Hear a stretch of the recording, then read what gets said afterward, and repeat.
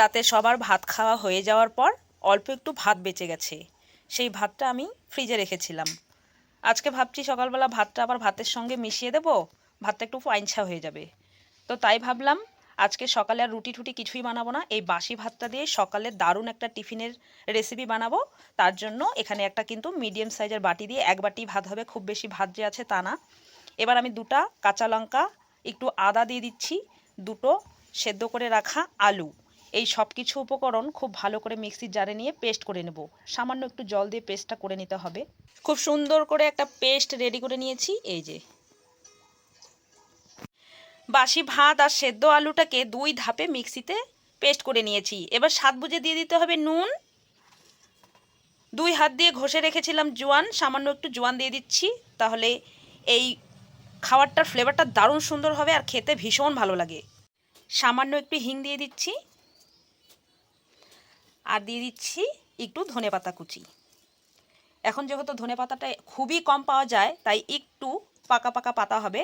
এবার হাতের সাহায্যে আমি খুব ভালো করে ফেটিয়ে নেব। এটা কিন্তু হাতের সাহায্যেই করতে হবে, যত ভালো ফেটানো হবে খাবারটা কিন্তু ভীষণ সফট এবং সুস্বাদু হবে। চলো এবার খুব ভালো করে হাতের সাহায্যে ফেটিয়ে নেব। হাতের সাহায্যে খুব ভালো করে আমি ফেটিয়ে নিয়েছি। আর দেখো থিকনেসটা কিন্তু এই যে এরকম রাখতে হবে, খুব বেশি আবার পাতলা যেন হয়ে যায় না। ফেটানো খুব ভালো করে হয়ে গেছে। গরম কড়াইয়ে 2 চামচ তিল ভেজে তুলে নেব। কড়াইয়ের তেলটার মধ্যে সামান্য একটু নুন দিয়ে দিচ্ছি, যাতে বড়াগুলো ভাজার সময় কড়াইয়ে লেগে না যায়। এবার সেদ্ধ আলু আর বাসি ভাতের যে ব্যাটারটা আছে সেখান থেকে নিয়ে একটা কাঁটা চামচের সাহায্যে উল্টে পাল্টে দেব।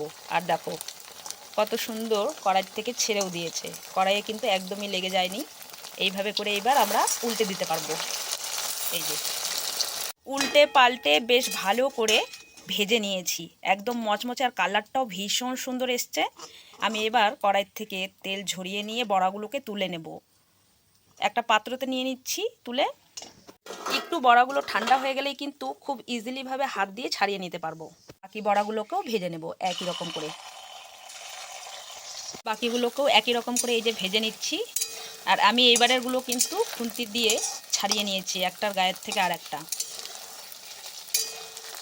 এই বড়াগুলোকেও উল্টে পাল্টে বেশ ভালো করে ভেজে নিয়েছি।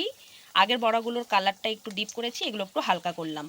এখানে আমি দু রকম কালার করে বড়াগুলোকে ভেজে নিয়েছি। প্রথমের যে বড়াগুলোকে ভেজেছিলাম সেই বড়াগুলো একটু বেশি কালার করে ভেজে নিয়েছি, কারণ এগুলো আমরা সন্ধ্যের আড্ডায় চা অথবা কফির সঙ্গে আড্ডা কিন্তু জমিয়ে নেব, তাই একটা বাটিতে করে এগুলো তুলে রাখবো। আর এই যে বড়াগুলো দেখছো, এই বড়াগুলো একটু হালকা কালার করে ভেজে নিয়েছি। তার কারণ হচ্ছে এগুলো কিন্তু আমি রাইস চিলিটা বানাবোর জন্য। দেখো এগুলোও কিন্তু খুবই সুন্দর হয়েছে, আর দেখবে কতটা মচমচা হয়েছে। এই দেখো মানে এতটা সুন্দর আর এতটা জুসি হয়।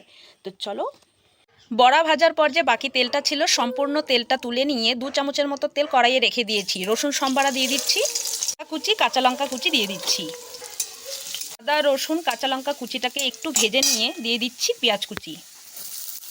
কুচিটাকে নাড়াচাড়া করে নিয়ে এবার দিয়ে দিচ্ছি গাজর কুচি আর কিছুটা পেঁয়াজকলির কুচি, মানে পেঁয়াজকলিটাকে একটু ছোট ছোট করে কেটে নিয়েছি দিয়ে দিলাম।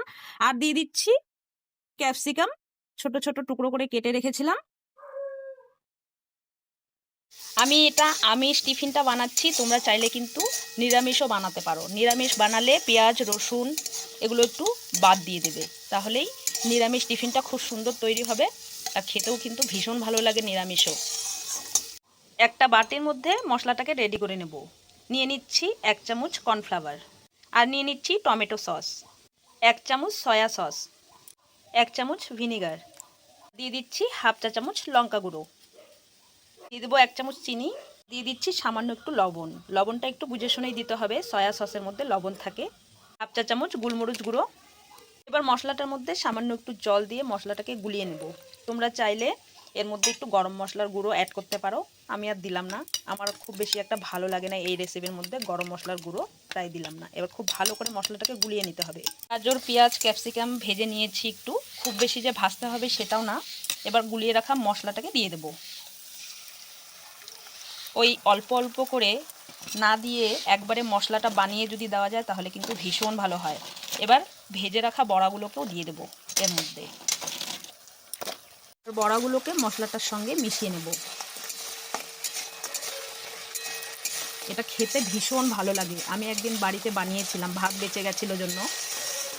তখন থেকেই দেখছি বাড়ির সবাই শুধু বলে ওই বাসি ভাতের টিফিনটা বানাও, বাসি ভাতের টিফিনটা বানাও। তাই আজকে বানিয়ে নিলাম আর তোমাদের সঙ্গেও শেয়ার করলাম।